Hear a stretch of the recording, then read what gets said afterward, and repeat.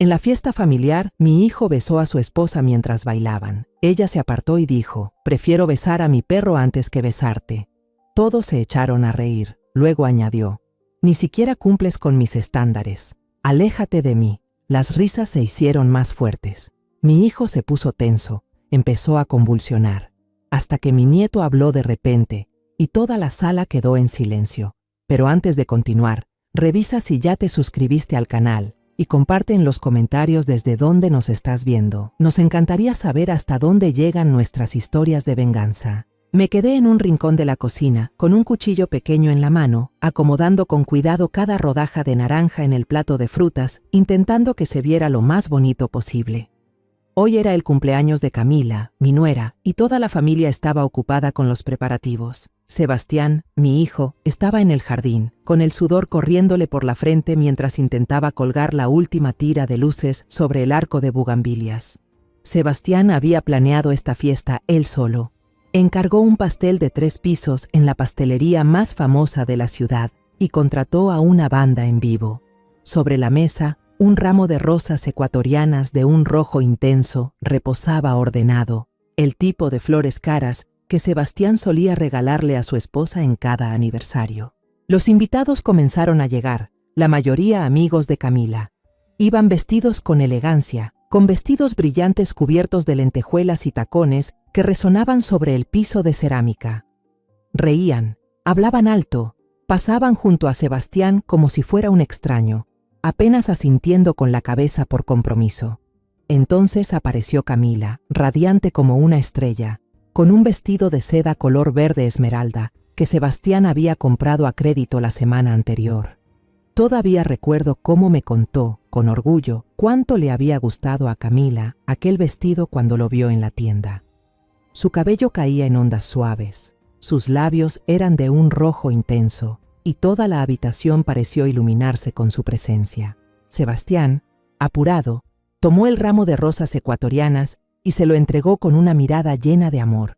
Pero Camila solo sonrió con frialdad, una sonrisa sin calidez, y dejó el ramo sobre una mesa en la esquina, como si fuera algo sin valor. Se volvió para abrazar a sus amigas, soltando una carcajada que resonó fuerte, dejando a Sebastián solo. Durante toda la fiesta, Camila se mantuvo entre sus amigos, riendo, conversando, sin prestar atención a su esposo. De pronto, la banda cambió a un vals suave, la canción con la que habían bailado en su boda. Vi a Sebastián respirar hondo, como reuniendo valor, y acercarse a ella. «¿Bailas conmigo, amor?», dijo con voz suave, aunque noté el temblor en sus palabras. Camila puso los ojos en blanco, un gesto cargado de fastidio, pero ante las miradas de sus amigas, accedió y colocó su mano sobre el hombro de su marido. Observé a mi hijo mientras bailaba, cada paso medido, concentrado. Se inclinó hacia el oído de Camila y le susurró algo, tal vez una frase de amor, una disculpa o una promesa. No lo escuché, pero vi cómo sus ojos brillaban de esperanza, como los de un niño esperando una caricia. Cuando la música estaba por terminar, Sebastián inclinó la cabeza con ternura, intentando besar a su esposa, como solía hacerlo en los viejos tiempos. Pero, como una cuchillada, Camila echó la cabeza hacia atrás para esquivarlo. Soltó una carcajada fría, cortante, que resonó sobre la música que se apagaba. «Prefiero besar a mi perro antes que besarte», dijo con voz clara, sin vacilar. «Ni siquiera cumples con mis estándares. Aléjate de mí». Aquellas palabras fueron como una cuchillada directa al corazón, y supe que para Sebastián dolían 1000 veces más. Ella se agachó, tomó en brazos al perro lanudo que se enredaba entre sus pies y le dio un beso en el hocico como si fuera un juego. Sus amigas estallaron en risas. Algunas incluso sacaron el teléfono, como si acabaran de presenciar un espectáculo gracioso. Sebastián quedó paralizado, el rostro blanco como la cera. La copa de cristal que sostenía cayó al suelo y se hizo pedazos. El sonido del vidrio rompiéndose llenó el silencio repentino. Vi cómo sus ojos se pusieron en blanco, su cuerpo comenzó a temblar y se desplomó al suelo, convulsionando con fuerza. Supe de inmediato que era una crisis epiléptica, la enfermedad que lo había acompañado desde que nació. Mi grito atravesó el aire. Corrí hacia él, me arrodillé a su lado Le sostuve la cabeza para que no se lastimara. «Sebastián, hijo mío», grité, con las lágrimas cayendo, sin importar nada más. Lo único que veía era a mi hijo, tendido allí, en medio del caos. La multitud se quedó en silencio y luego en pánico. Retrocedieron. Nadie se atrevía a ayudar. Aquellos rostros elegantes, aquellas sonrisas perfectas, ahora solo mostraban miedo e indiferencia. Abracé con fuerza a mi hijo, gritando pidiendo ayuda, pero nadie respondió. Entre los gritos, escuché un sollozo en una esquina. Era Dieguito, mi nieto, con los ojos llenos de lágrimas, señalando a Camila y gritando: «Mamá es mala. Mamá no quiere a papá. Solo le gusta besar al tío Rodrigo. Vi cuando lo besó afuera, cuando ya estaba oscuro». Las palabras del niño explotaron como una bomba. Las risas y los murmullos cesaron al instante. Todas las miradas se dirigieron a Camila. Me giré hacia ella y vi su rostro pálido, los labios apretados, pero los ojos seguían fríos, sin un rastro de arrepentimiento. Desde lejos se escuchó la sirena de la ambulancia, rompiendo el silencio sofocante. Los paramédicos corrieron, colocaron a Sebastián en una camilla. Me levanté deprisa, corrí detrás de ellos, pero antes de salir, volví la cabeza por última vez. Camila seguía allí, inmóvil, retrocediendo lentamente hacia la sombra del rincón, con el rostro impasible. Me senté en la banca metálica del pasillo del hospital, el frío del metal traspasándome. Desde la habitación de mi hijo se oían los pitidos constantes de las máquinas. A través de la ventana lo vi tendido en la cama, con el rostro pálido y los ojos cerrados. Sentada en el silencio asfixiante del hospital, los recuerdos de los días pasados regresaron de golpe, como una vieja película que alguien rebobinaba. Yo, Mercedes Aguilar de León, tengo ahora 65 años, el cabello ya canoso y la espalda encorvada por los años de trabajo y esfuerzo. Pero esta historia, la que me trajo hasta aquí, comenzó cuando tenía apenas 25, cuando todo en mi vida aún estaba lleno de energía y esperanza. Aún recuerdo con claridad aquel pequeño y sofocante consultorio, con las paredes blancas desconchadas. El médico, un hombre mayor con unas gafas gruesas y una mirada compasiva, se sentó frente a mí y a Rafael, mi esposo en aquel entonces. Carraspeó y habló con voz grave, como si no quisiera causar más dolor. El niño, Sebastián, padece epilepsia congénita. Debe ser vigilado de cerca y probablemente necesitará medicación de por vida. Sentí que el mundo se derrumbaba. Mi pequeño hijo, que apenas tenía un mes y dormía en mis brazos, tan frágil y diminuto, cargaba con una enfermedad que yo apenas entendía. Rafael estaba a mi lado, callado, con el rostro ensombrecido. De camino a casa, Rafael no dijo una sola palabra. Sus manos apretaban con fuerza el volante, los labios tensos, como si contuviera una tormenta. Al llegar, lanzó su portafolio sobre la mesa con tal fuerza que me sobresalté. «Eres una inútil que no sabe ni parir», rugió con desprecio. «¿En tu familia hay locos o qué? Ese niño será mi vergüenza». Cada palabra fue como una puñalada directa al corazón. Me quedé allí, abrazando a Sebastián, mientras las lágrimas caían sin control. Desde aquel día, Rafael cambió. Empezó a llegar tarde a casa, impregnado del olor a perfume barato de mujer, un aroma que yo nunca había usado. Sabía muy bien dónde buscaba consuelo, pero no tenía fuerzas para enfrentarlo. Un mes después, empacó sus cosas, me lanzó un fajo de billetes arrugados y dijo: «No puedo vivir con una mujer que no pudo darme un hijo sano. Me voy a buscar mi felicidad». Lo vi salir por la puerta sin mirar atrás. Sabía que su felicidad tenía nombre, la joven secretaria de su oficina, aquella con la que había cenado frente a mí, como si yo ya no existiera. La puerta se cerró de golpe, dejándome sola en aquella casa vacía, abrazando a mi hijo enfermo, sin poder detener las lágrimas. Los años que siguieron fueron una cadena interminable de esfuerzo. Trabajaba en 2 lugares a la vez, de día como oficinista en una pequeña empresa y de noche haciendo contabilidad desde casa. Muchas noches me quedaba bajo la luz tenue de una lámpara, revisando números mientras Sebastián dormía en su cuna. Pero otras noches, cuando lo atacaban las convulsiones, me quedaba despierta toda la madrugada, sosteniéndolo entre mis brazos hasta que el cuerpo se le relajaba. Las miradas de lástima de los vecinos, los murmullos a mis espaldas, ya no me dolían. Pobre doña Mercedes, criando sola a un niño enfermo, decían, pero nadie ofrecía ayuda. No los culpaba, sabía que en esta vida solo yo podía ser el apoyo de mi hijo. Sebastián creció y yo me sentía orgullosa de él. A pesar de su enfermedad, era un niño responsable y estudioso, siempre entre los primeros de la clase, como si quisiera compensar mis desvelos.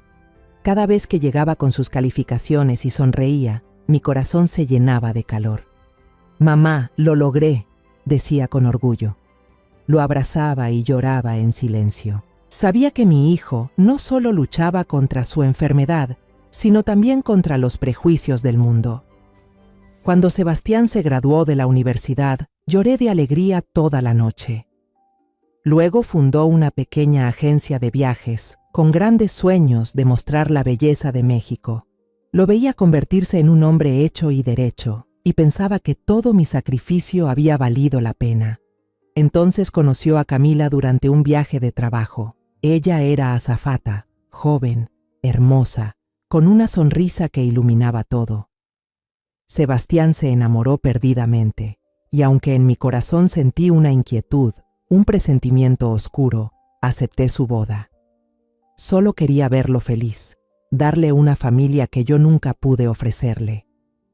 Después de casarse, se mudaron conmigo. Un año más tarde nació Dieguito, y fui yo quien le eligió el nombre. Aquellos fueron los días más felices de mi vida. Por las mañanas, Sebastián iba al trabajo, Camila hacía las labores del hogar y yo paseaba a Dieguito por el vecindario, contándole historias de nuestra tierra. Su risa llenaba la casa, sanando las viejas heridas de mi alma. Creí que la vida, por fin, nos estaba compensando. Pero entonces llegó la pandemia de COVID, arrasando con todo. El turismo se detuvo y la empresa de Sebastián quebró en pocos meses.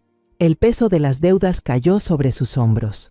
Vi cómo la sonrisa de Camila se apagaba, reemplazada por suspiros, quejas y lamentos sobre el dinero, los bolsos caros y los viajes que ya no podía tener. Mira a tu alrededor, todo el mundo sigue viviendo y yo estoy atrapada en esta casa, gritó una noche durante la cena, mientras Sebastián bajaba la cabeza en silencio. Pero mi hijo no se rindió. Convirtió aquella pequeña habitación en su oficina, sentado frente a la computadora desde el amanecer hasta bien entrada la noche, haciendo cualquier trabajo posible para ganar dinero. Desde administrar la página de Facebook de una panadería, diseñar volantes publicitarios para una tienda de muebles, hasta escribir descripciones de productos para tiendas en línea, lo hacía todo. Lo veía teclear, sus dedos moviéndose rápido sobre el teclado, y sabía que estaba intentando salvar a esta familia, rescatar los restos de lo que alguna vez fue la felicidad. Cada noche, cuando la casa ya estaba en silencio, preparaba una taza de café negro, sin azúcar, justo como le gustaba a Sebastián. Empujaba suavemente la puerta, dejaba la taza en la esquina de la mesa y decía: «Descansa un poco, ya es muy tarde». Mi voz era baja, temiendo interrumpir su concentración, pero Sebastián solo levantaba la mirada y me regalaba una sonrisa cansada. Sus ojos rojos de tanto desvelo, la espalda encorvada por las horas sentado. «Estoy bien, mamá. Solo termino esto y descanso», respondía. Pero yo sabía que descansar para él eran apenas unos minutos de sueño antes de volver al trabajo. El dinero nunca alcanzaba. Las facturas de luz, agua, el mercado, las medicinas de Sebastián, todo se acumulaba como piedras sobre sus hombros. Empecé a vender poco a poco las joyas de mi dote, aquellas que mi madre me había dejado, pulseras, aretes, collares que había guardado con tanto cuidado durante años.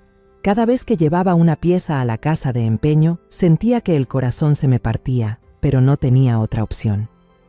«Solo son cosas materiales», me repetía, aunque en el fondo sabía que estaba perdiendo los últimos recuerdos de mi madre, los días en que aún era joven y soñadora. Camila cambió. Ya no era la mujer dulce que preparaba con cariño cada comida. Cada vez que se sentaba a la mesa, Suspiraba con fastidio y miraba los platos como si fueran algo indigno. La carne no está fresca, y estas verduras ni siquiera son orgánicas, decía con voz molesta, como si quisiéramos hacerle la vida imposible.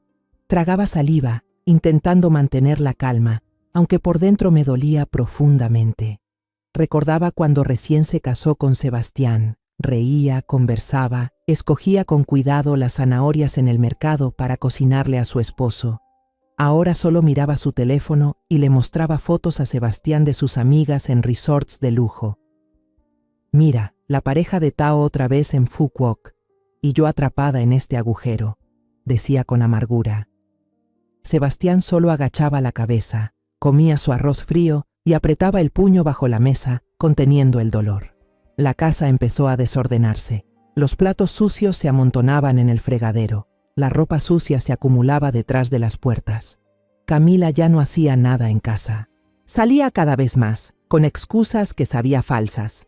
Voy a tomar café con unas amigas para desestresarme. O, es el cumpleaños de una compañera. Regresaba muy tarde, a veces pasada la medianoche, con olor a alcohol y a un perfume caro que sabía bien que Sebastián no podía pagar.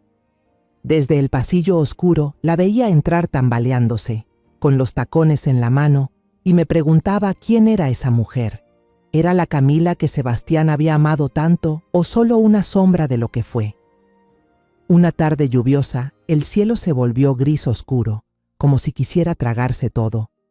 Ya eran casi las 7 y Dieguito no había llegado. Ese día, según el turno, Camila debía recogerlo de la escuela. La llamé una y otra vez, pero no respondió. Me invadió la angustia. Tomé mi viejo impermeable y salí corriendo bajo el aguacero. Al llegar, vi la silueta pequeña de Dieguito encogido bajo el techo del guardia, abrazando su mochila, los ojos rojos de miedo. Cuando me vio, rompió a llorar y corrió hacia mí. Abuela, mamá se olvidó de recogerme. Todos se fueron. Tenía mucho miedo. Su voz temblaba, como si el mundo entero lo hubiera abandonado. Lo abracé fuerte, con lágrimas mezclándose con la lluvia en mi cara. La maestra se acercó, apenada. He llamado varias veces a la señora Camila, pero no responde.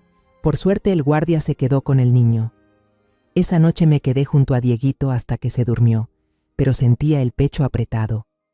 Cerca de la 1 de la mañana, Camila regresó, el cabello despeinado, los labios manchados de rojo. Sebastián se levantó, su voz temblando entre la rabia y la preocupación. ¿Dónde estabas? Hoy te tocaba recoger a Dieguito. ¿Sabes que estuvo solo en la escuela? Camila gritó, con una voz cortante como un cuchillo. Estaba con un cliente importante. Por una vez que salgo y ya haces un drama. ¿Crees que quiero vivir esta vida miserable? Yo escuchaba desde detrás de la puerta, con el corazón hecho trizas.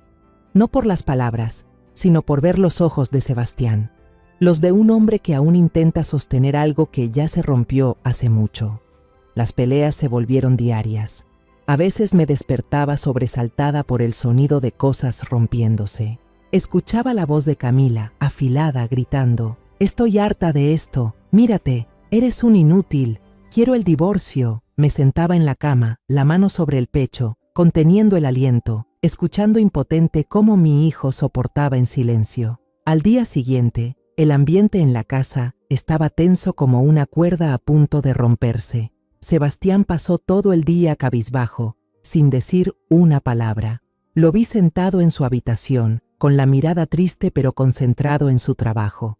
Por la noche llegó con una caja elegante, dentro de la cual había un bolso de marca color beige, el mismo que Camila siempre había deseado. Yo sabía que había tenido que pedir dinero prestado a sus amigos e incluso vender su viejo reloj favorito para poder comprar ese regalo. Cuando Camila vio el bolso, sus ojos se iluminaron. Abrazó a Sebastián y sonrió radiante. «Gracias, mi amor. Sabía que seguías siendo el que más me ama». Tomó fotos del bolso y las subió a las redes sociales, como si las palabras crueles de la noche anterior nunca hubieran existido. Pero yo, desde la esquina de la sala, observaba con el corazón helado. Veía su sonrisa, pero sabía que no era amor. Era solo satisfacción momentánea, como la de una niña a la que le dan un caramelo. La sonrisa falsa de Camila, cuando abrazaba ese bolso de lujo que Sebastián había comprado con su sudor y su dignidad, se borró de mi mente para dejar paso a la dura realidad. Durante una semana entera que Sebastián estuvo en el hospital, Camila no apareció ni una sola vez, ni una llamada, ni un mensaje. Desapareció por completo, como si nunca hubiera sido parte de esta familia.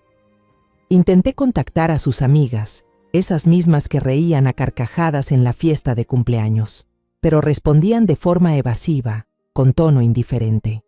No sé, señora, pregúntele a otra persona. Sus palabras me dolieron como cuchillos. Aquellas que Camila llamaba sus mejores amigas, ahora no se preocupaban ni por ella ni por su marido, que seguía postrado en el hospital.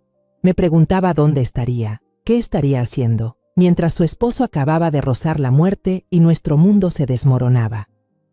Cada día corría de un lado a otro entre el hospital y la casa, cuidando a Sebastián y atendiendo a Dieguito. El pequeño, con sus ojos grandes e inocentes, me preguntaba todas las noches: «Abuela, ¿dónde está mamá? ¿Cuándo va a volver?». Solo podía mentirle, con la voz entrecortada: «Tu mamá está de viaje por trabajo, volverá en unos días». Pero cada vez que lo miraba, veía en su mirada un miedo silencioso, como si también sintiera la verdad que yo intentaba ocultar. Lo abrazaba fuerte y le cantaba para dormir, mientras dentro de mí la tristeza y la rabia crecían. No entendía cómo Camila podía abandonar a su propio hijo, cómo podía dejar a toda una familia atrás, como si no valiéramos nada. El día que Sebastián fue dado de alta, lo ayudé a regresar a casa con el corazón pesado. Estaba pálido, delgado, aún débil, con los ojos hundidos tras tantos días en cama. Solo quería que descansara, que encontrara un poco de paz en su propio hogar. Pero apenas cruzamos la puerta, sin haber tenido tiempo ni de sentarnos, se escucharon unos golpes secos y urgentes en la puerta. La abrí y vi a un hombre de mediana edad, vestido con un traje gris impecable, con gesto serio. Se presentó como el comprador de la casa, con voz firme: «Vengo a finalizar el trámite. La señora Camila me dijo que hoy su esposo entregaría los documentos originales para transferir la propiedad de la casa y del Ford». Me quedé inmóvil, como si me hubieran dado una bofetada. Sebastián, detrás de mí, se apoyó en el marco de la puerta, con la voz temblorosa: «¿Qué dice?». Yo nunca acepté vender la casa ni el coche. El hombre frunció el ceño, molesto, como si creyera que estábamos tratando de engañarlo. Abrió su maletín, sacó un contrato de compraventa y un poder notarial y los colocó frente a nosotros. «Aquí está su firma. ¿No la ve? Su esposa dijo que estaba enfermo y por eso la letra no se ve muy bien». Sebastián tomó el documento y su mano temblaba. Me incliné para mirar y sentí que el corazón se me detenía. En el apartado «Vendedor» había una firma temblorosa, torpe, como la de un anciano débil, completamente distinta a la letra firme y segura de mi hijo. Miré a Sebastián. Su rostro estaba pálido, sus ojos abiertos de par en par, llenos de horror. «¡Esa no es mi firma!», exclamó, con la voz quebrada, como si lo hubieran traicionado otra vez. Le tomé la mano para calmarlo, pero dentro de mí, una llama de furia empezaba a arder. ¿Qué había hecho Camila?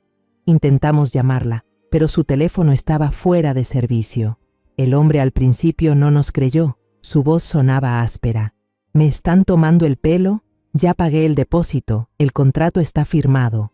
Pero cuando Sebastián sacó su identificación y firmó varias veces delante de él, el hombre se quedó mudo.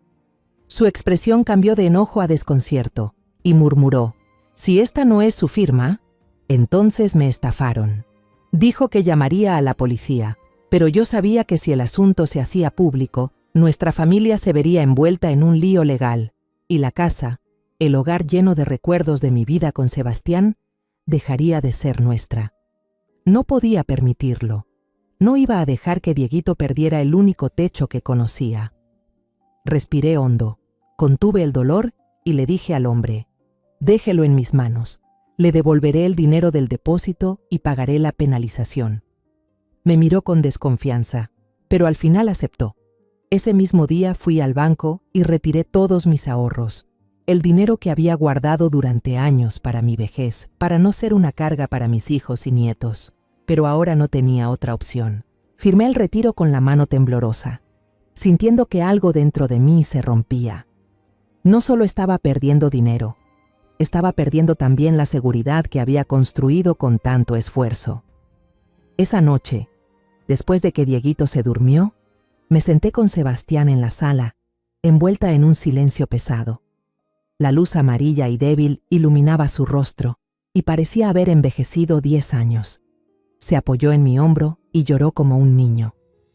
«Mamá, ¿qué hice mal? ¿Por qué ella me hizo esto?». Su voz temblaba, cada palabra me desgarraba el alma.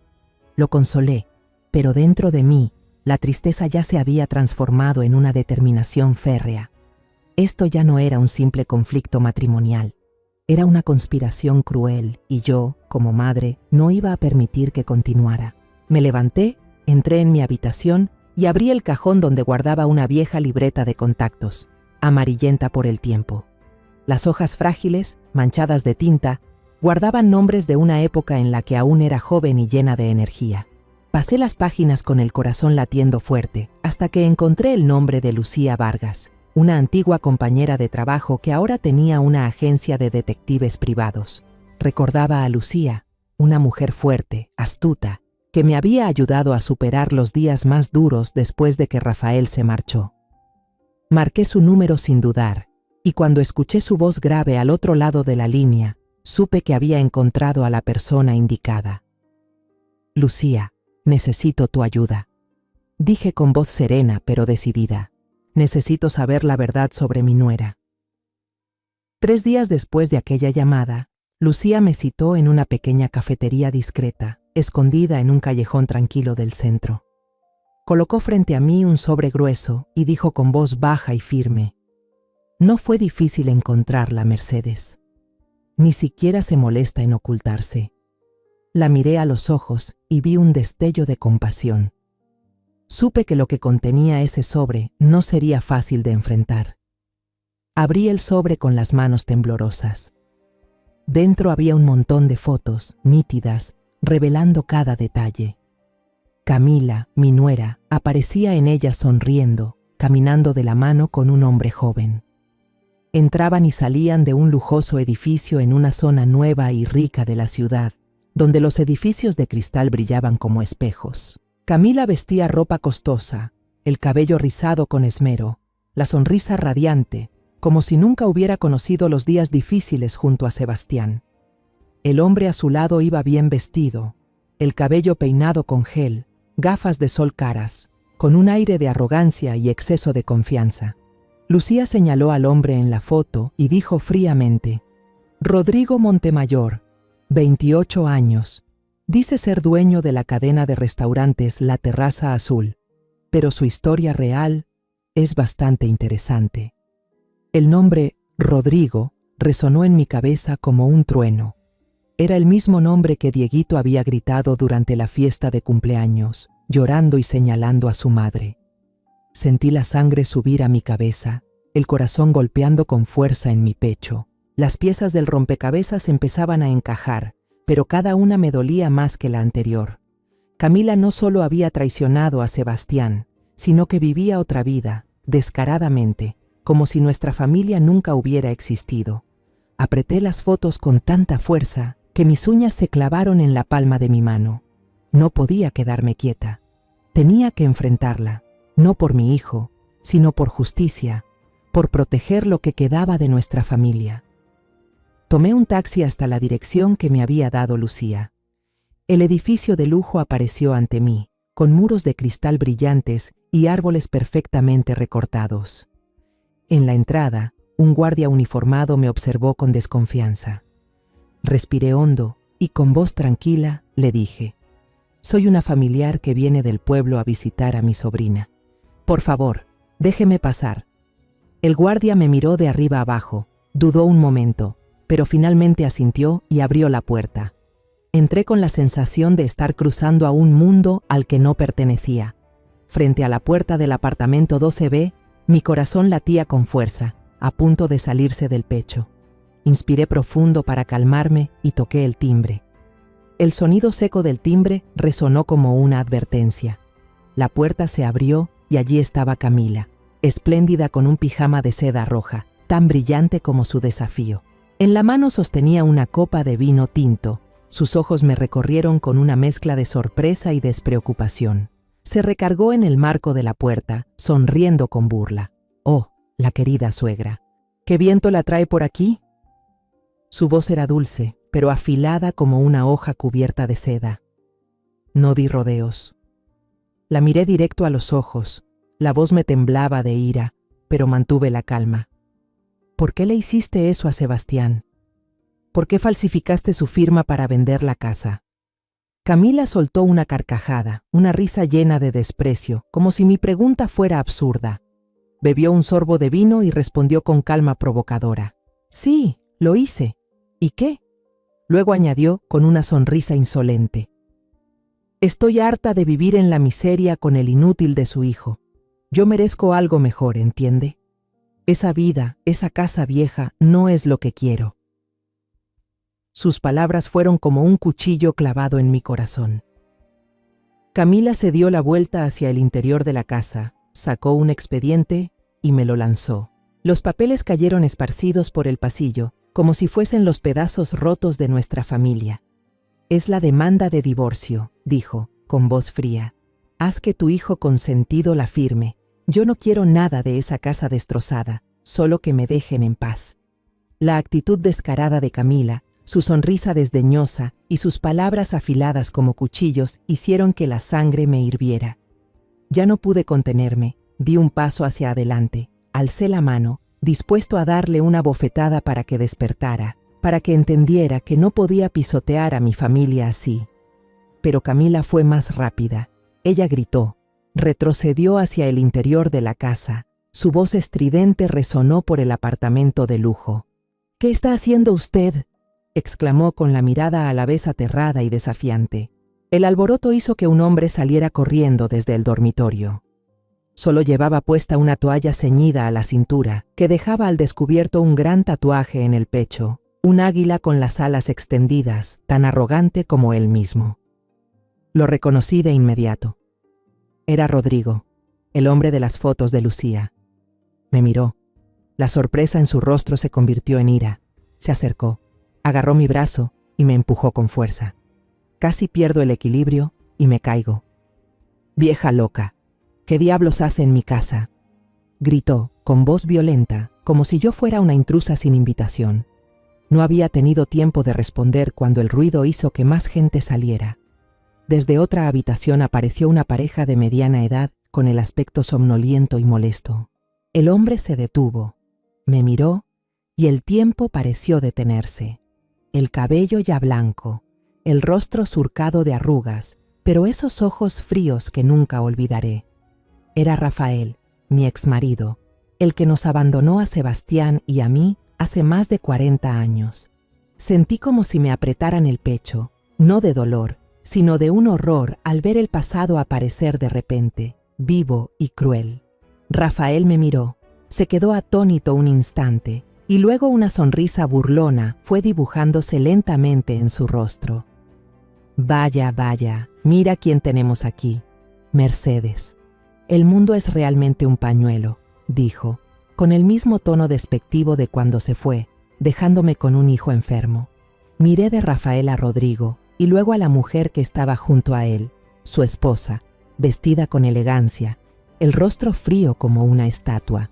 Todo de pronto quedó claro, pero era una verdad cruel que me atravesó el pecho como un puñal. Rodrigo, el hombre que estaba frente a mí, era hijo de Rafael con su mujer posterior. Camila, mi nuera, había sido infiel con el medio hermano de su marido, aunque solo en el papel legal. Me quedé allí, con los pies como clavados al suelo, sintiendo que todo mi mundo se desmoronaba a mi alrededor. Rafael se acercó, su voz tan cortante como siempre. «Sigue siendo igual de patética que antes, Mercedes. ¿A esta edad todavía vas por ahí metiéndote en asuntos que no te importan por ese hijo enfermo?». Sus palabras fueron como una bofetada, pero ya no era la mujer débil de entonces, que lloró en silencio cuando se fue. Lo miré fijamente a los ojos, sin un ápice de miedo, aunque dentro de mí ardía una rabia intensa. Rodrigo rodeó la cintura de Camila, Se rió y siguió las palabras de su padre. ¿Conoces a esta vieja? ¡Qué casualidad! Y deberías saber algo. Ahora soy dueño de un gran restaurante. Puedo darle a Camila una vida que tu hijo jamás podría soñar. Habló con complacencia, como presumiendo un logro. Camila se quedó a su lado, con una mueca orgullosa, la mirada altiva, como si hubiese ganado un juego en el que Sebastián y yo solo fuimos peones sin valor. La mujer junto a Rafael, su nueva esposa, cruzó los brazos sobre el pecho y con voz fría cortó: «Si no se va de aquí ahora mismo, llamaré a seguridad para que la saquen por la fuerza. No ensucie nuestra casa». Sus palabras fueron la gota que colmó el vaso. Me encontré sola en el nido de quienes han pisoteado y siguen pisoteando la vida mía y de mi hijo. La rabia me invadió hasta hacerme temblar, pero no pude decir nada. No por miedo, sino porque sabía que las palabras no cambiarían nada. Los miré a cada uno, a Rafael con su sonrisa sarcástica, a Rodrigo con su aire de suficiencia, a Camila con su descaro y a la esposa con su desprecio, y grabé cada rostro en mi memoria como un juramento de que no lo olvidaría jamás. Me agaché a recoger los papeles de divorcio esparcidos en el suelo. Cada hoja era otra herida marcada en mi corazón. Di la vuelta y me fui, con las risitas de Camila y sus cuchicheos detrás, sin mirar atrás. Las lágrimas de humillación brotaron, pero las aparté rápido. No iba a mostrarles mi debilidad. Al salir del edificio, me quedé bajo la luz amarillenta de la farola. El viento nocturno me caló hasta los huesos. Abracé el expediente contra el pecho, sintiendo que el mundo entero estaba en mi contra. Pero en mi interior, el dolor se convirtió en una llama de odio que ardía intensamente. Me juré a mí misma que les haría pagar a todos, no con violencia, sino con justicia, con la verdad que iba a descubrir. Por la mañana siguiente, cuando los primeros rayos del sol se filtraron entre las cortinas, no me permití llorar ni quejarme. Me puse de pie frente al espejo y me vestí con la ropa más formal que tenía. Un vestido negro sencillo pero pulcro, el mismo que había usado en ocasiones importantes, como el día en que Sebastián se graduó de la universidad. Fui directamente a la oficina de la abogada que Lucía me había recomendado. La oficina estaba en una calle tranquila, con árboles que daban sombra a ambos lados. Empujé la puerta y entré. El olor a madera vieja y papel me hizo sentir como si estuviera entrando a un nuevo campo de batalla. La señora Isabel, la abogada que Lucía me había presentado, era una mujer de mediana edad con el cabello recogido en un moño alto y una mirada aguda pero cálida. Coloqué el fajo de documentos sobre la mesa. Cada hoja era una pieza del rompecabezas de la traición. El contrato falsificado con una firma torpe, la declaración del comprador de la casa, el informe detallado de Lucía con las fotos de Camila y Rodrigo, y la solicitud de divorcio que ella me había arrojado a la cara. Isabel revisó cada documento con atención, pasando las páginas con cuidado, sin apartar los ojos de las líneas. Finalmente levantó la vista y me miró con empatía, pero también con firmeza. «Señora Aguilar, tenemos suficientes pruebas para demandarla por 2 cargos, fraude y falsificación de documentos. Es un delito penal. Haré todo lo necesario para asegurar que se haga justicia». Las palabras de la señora Isabel fueron como un rayo de luz que atravesó la niebla dentro de mí. Por primera vez en días sentí un poco de esperanza. Asentí con la voz ronca. «Gracias, Isabel. No quiero nada más que proteger a mi hijo y a mi nieto». Ella tomó mi mano y la apretó suavemente, como una promesa. Al salir de la oficina, sentí mis hombros un poco más livianos, aunque dentro de mí aún rugía una tormenta. Esa noche, me senté a hablar con Sebastián en nuestra pequeña sala. Él estaba en el sillón, mirando pensativo por la ventana, donde las luces de la calle dibujaban reflejos apagados. La habitación estaba en silencio. Solo se escuchaba el tic-tac del reloj. Respiré hondo y empecé a contarle toda la verdad, lo que había descubierto, lo que había enfrentado. «Sebastián, necesito que sepas la verdad», dije con la voz temblorosa. «Camila no solo te traicionó, falsificó tu firma para vender la casa y el auto. Está viviendo con Rodrigo, y lo peor de todo es que Rodrigo es hijo de Rafael, tu padre».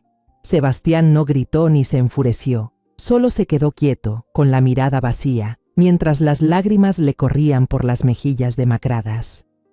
Su silencio era más aterrador que cualquier explosión de ira. Después de un largo rato, levantó la cabeza y habló con un hilo de voz lleno de dolor. Pensé que solo estaba cansada de ser pobre.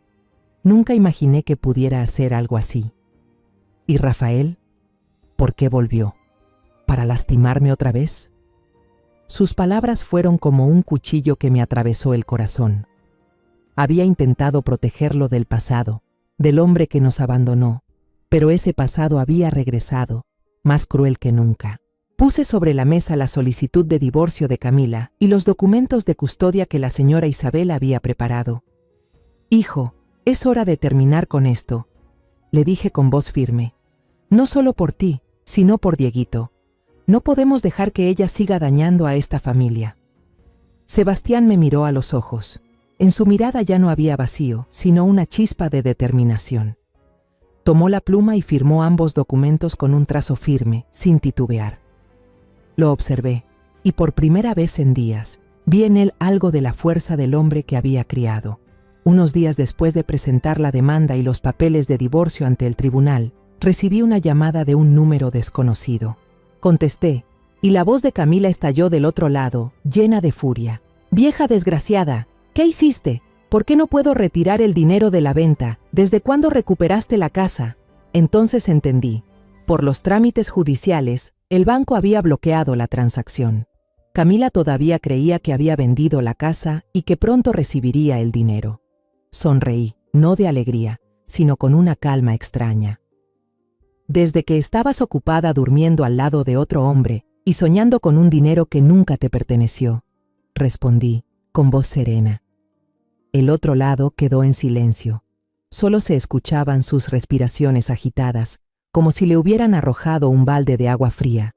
No esperé su respuesta. Colgué y bloqueé el número.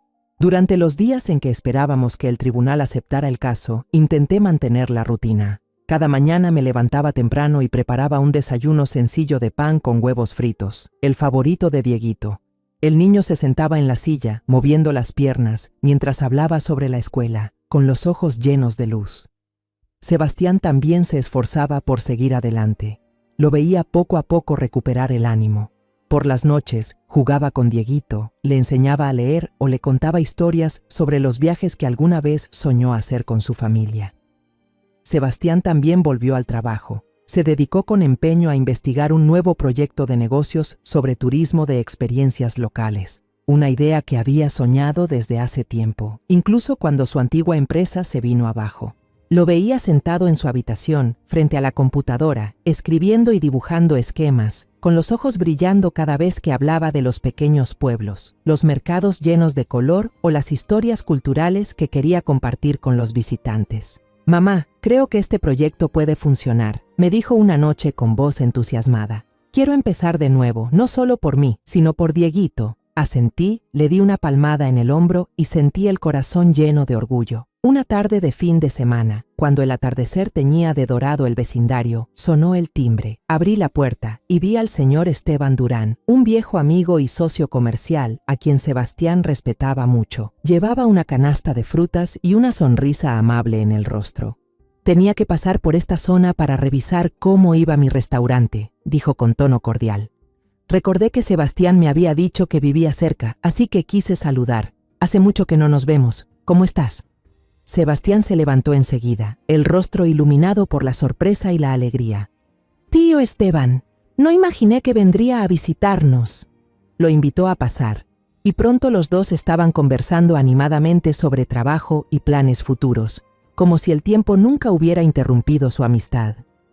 Preparé té en silencio y puse la bandeja sobre la mesa, pero no podía evitar sentirme inquieta.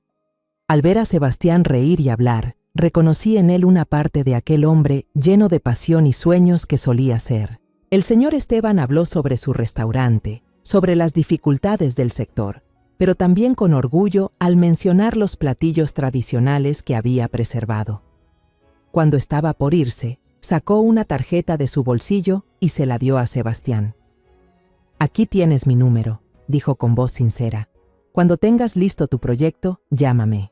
Mi restaurante, La Terraza Azul, siempre está dispuesto a colaborar con tours de calidad. Creo que puedes lograr algo especial. Al escuchar el nombre La Terraza Azul, me quedé paralizada, como si me hubieran echado un balde de agua fría. Mis manos temblaron y dejé caer la taza sobre la mesa. El sonido del vidrio quebrándose hizo que Sebastián y el señor Esteban se sobresaltaran. «Disculpe, señor Durán», dije con la voz algo temblorosa. «¿Dijo que ese restaurante es suyo?» El señor Esteban asintió, con una leve expresión de sorpresa, pero aún con orgullo. «Así es el trabajo de toda mi vida». «¿Pasa algo, señora Mercedes?» Respiré hondo, tratando de mantener la calma, y me atreví a preguntar. «Entonces, ¿conoce a alguien llamado Rodrigo Montemayor?»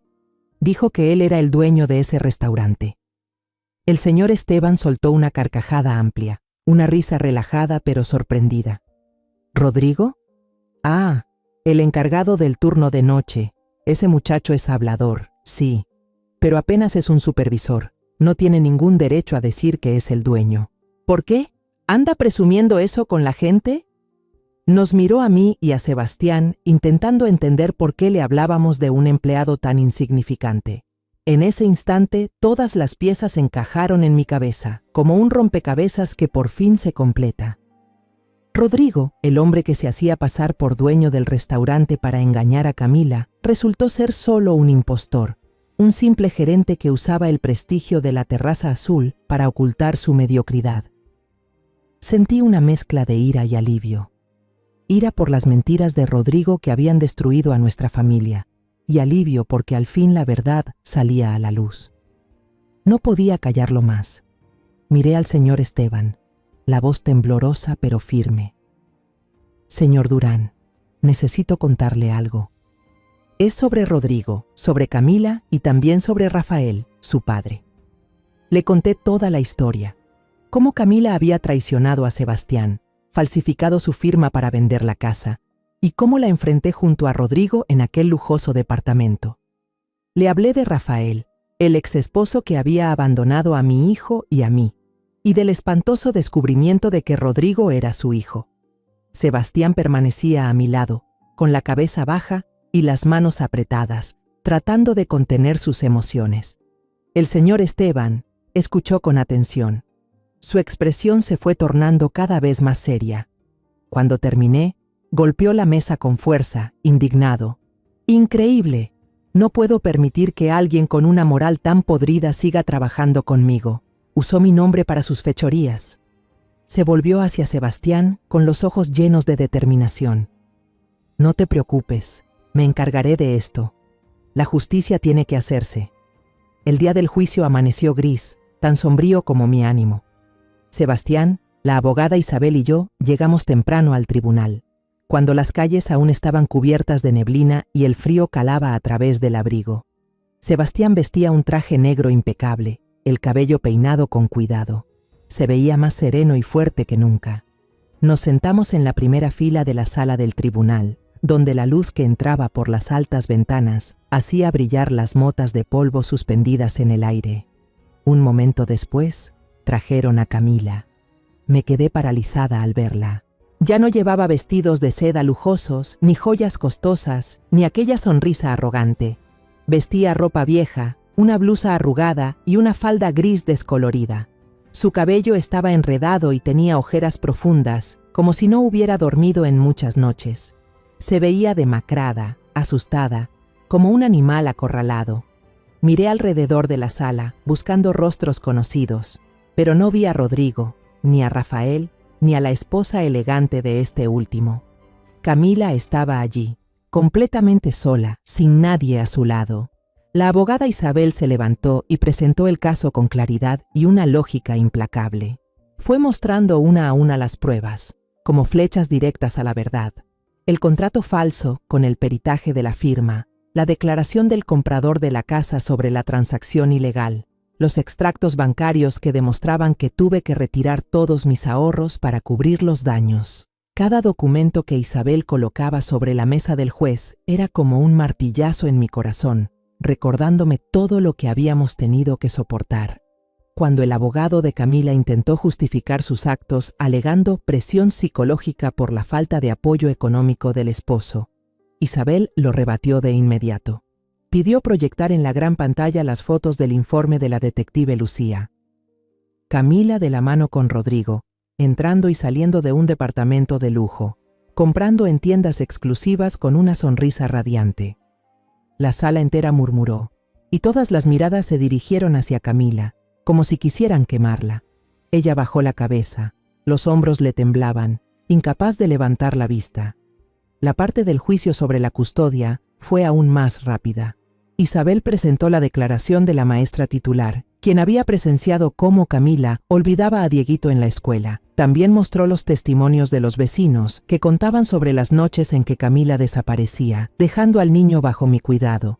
Pero la prueba más dura fue el video de las cámaras de seguridad del vecindario. En él, se veía a Dieguito encogido bajo un alero, abrazando su mochila, con la lluvia corriendo por su carita y los ojos enrojecidos de miedo y soledad. Escuché murmullos en la sala. Algunas personas negaban con la cabeza. Apreté la mano de Sebastián y sentí cómo él la devolvía con fuerza, conteniendo el dolor. Camila seguía sentada, con la cabeza gacha, sin mirar la pantalla, pero sabía que no podía escapar de la verdad. El juez golpeó el mazo, y su voz firme resonó en el silencio. Camila fue condenada a 2 años de prisión condicional por fraude y falsificación de documentos, además de una fuerte multa que sabía que no podría pagar. En cuanto a la custodia, el tribunal declaró que no era apta ni responsable como madre. La tutela de Dieguito quedaba completamente a cargo de Sebastián. Al escuchar la sentencia, Camila se derrumbó en el suelo, llorando a gritos. Pero en ese llanto no percibí arrepentimiento, solo la desesperación de quien lo ha perdido todo, no por amor, sino por perseguir cosas vacías. Sebastián y yo salimos del tribunal en silencio, sin mirar atrás. Afuera caía una llovizna ligera, pero yo sentía mi alma ligera, como si me hubieran quitado un peso del pecho. Sebastián me tomó de la mano y dijo en voz baja, «Mamá, gracias.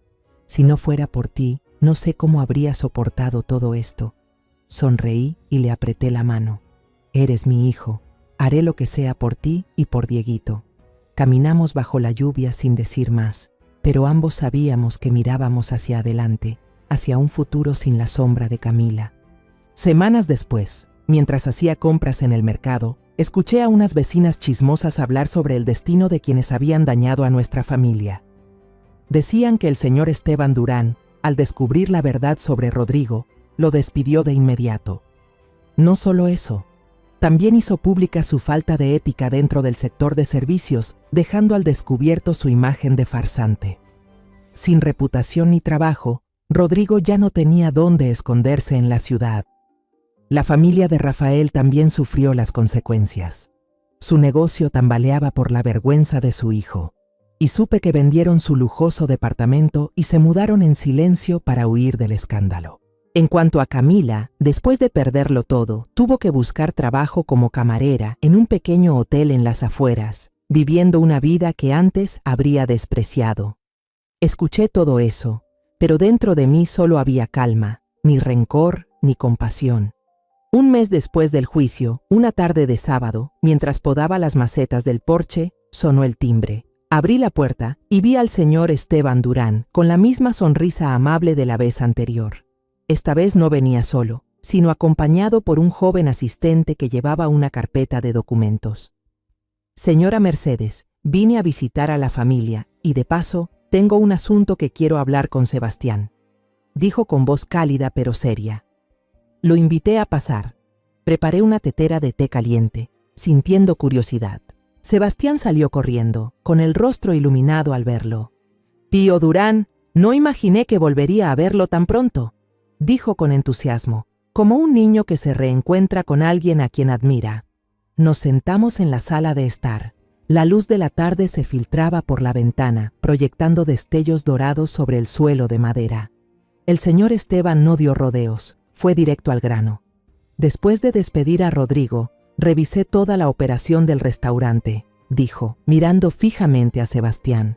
Me di cuenta de que la terraza azul carece de algo. conexión con la cultura local, con las historias y experiencias que los clientes realmente quieren descubrir. Tu proyecto de turismo experiencial, Sebastián, es exactamente lo que estaba buscando. Empujó un contrato sobre la mesa y lo colocó frente a mi hijo. Quiero invertir en tu proyecto. Trabajaremos juntos. Tu empresa será el socio exclusivo que ofrecerá los tours culturales para mi cadena de restaurantes. ¿Qué opinas? Sebastián se quedó paralizado, como si no pudiera creer lo que estaba oyendo. Tomó el contrato, las manos le temblaban un poco, y leyó una y otra vez cada cláusula, temiendo que todo fuera un sueño. Yo, sentada a su lado, vi cómo sus ojos se humedecían, no de tristeza, sino de la alegría y el reconocimiento que había anhelado durante tanto tiempo. Ese proyecto, la idea de los viajes para descubrir la cultura local, era algo que él había construido con esfuerzo en sus días más oscuros, cuando el mundo entero parecía darle la espalda. Tío Esteban. Sebastián levantó la vista, la voz quebrada. Gracias, tío, no lo decepcionaré. Se puso de pie y se inclinó profundamente ante el señor Esteban, con un gesto lleno de respeto y gratitud. En ese momento, Dieguito salió corriendo de su habitación con una hoja de papel garabateada en la mano. Ya no tenía esa timidez ni ese miedo de antes. Corrió hacia mí, abrazó mis piernas y me mostró su dibujo con una sonrisa radiante. Abuela, ya terminé. ¿Ve qué bonito quedó? Me agaché, tomé el dibujo y sentí que el corazón se me detenía. En él había 3 personas. Una mujer de cabello blanco, un hombre alto y un niño. Los 3 se tomaban de la mano bajo un sol brillante, rodeados de montañas y campos verdes. Esa eres tú, papá y yo, dijo Dieguito con su voz inocente. Le acaricié la cabeza, con las lágrimas a punto de brotar, pero sonreí. Es hermoso, mi amor, le dije, con la voz temblorosa. Ese dibujo, aunque simple, era todo un mundo que yo había luchado por proteger. El señor Esteban observó la escena con una sonrisa más amplia. Tienes una familia maravillosa, Sebastián, dijo mientras se levantaba y le daba una palmada en el hombro a mi hijo. Haz bien este proyecto, no solo por mí, sino por el pequeño y por doña Mercedes también. Se marchó, dejando el contrato sobre la mesa y una chispa de esperanza encendida en nuestros corazones. Sebastián se sentó, abrazó a Dieguito y vi en su mirada una nueva determinación, como si hubiera encontrado de nuevo su propósito en la vida. Salí al porche y miré por la ventana. Los primeros rayos del amanecer se colaban por el marco, bañando la habitación en un tono dorado. La tormenta realmente había pasado, dejando un cielo claro, no perfecto, pero lleno de promesas. Pensé en los días difíciles, en las noches en vela abrazando a Sebastián durante sus ataques, en las veces que sequé las lágrimas de Dieguito cuando preguntaba por su madre. Todo ese dolor ahora parecía lejano, como una pesadilla que se disipa con la llegada del alba. Me giré y vi a Sebastián conversando animadamente con el asistente del señor Esteban, su voz llena de entusiasmo mientras hablaba de los viajes, los pueblos y las historias que quería contar. Dieguito, a su lado, coloreaba felizmente otro dibujo, tarareando una canción infantil. Me quedé allí, mirando a mi pequeña familia, sintiendo una paz que creí perdida para siempre. Ya no éramos la familia perfecta que alguna vez soñé, pero estábamos juntos, y ese amor era más fuerte que cualquier herida del pasado. De todo lo que he vivido, comprendí que la vida puede arrebatarnos muchas cosas, pero nadie puede quitarnos la fuerza y el amor que habita en el corazón de una madre. Hay heridas que nunca sanan, pero son ellas las que nos enseñan a levantarnos, más fuertes y sabias. Alguna vez pensé que la venganza era el único camino para recuperar la justicia, pero al final entendí que la verdadera justicia no nace del odio, sino de la determinación y la fe en lo correcto. El mal siempre termina destruyéndose a sí mismo, mientras que el amor, la compasión y la integridad, aunque sean pisoteados una y otra vez, son lo único que puede salvar a una familia. La historia que acabas de escuchar ha cambiado nombres y lugares para proteger la identidad de quienes participaron en ella. No la contamos para juzgar, sino con la esperanza de que alguien escuche y reflexione. ¿Cuántas madres están sufriendo en silencio dentro de su propio hogar? Me lo pregunto de verdad. Si tú estuvieras en mi lugar, ¿qué harías? ¿Elegirías callar para mantener la paz o te atreverías a enfrentarlo todo para recuperar tu voz? Quiero saber tu opinión, porque cada historia puede ser una luz que guíe a otros en su camino. Dios siempre bendice, y estoy convencida de que el valor nos llevará hacia días mejores. En este momento, en la pantalla final, dejaré 2 de las historias más queridas del canal. Estoy segura de que te sorprenderán. Gracias por acompañarme hasta este instante.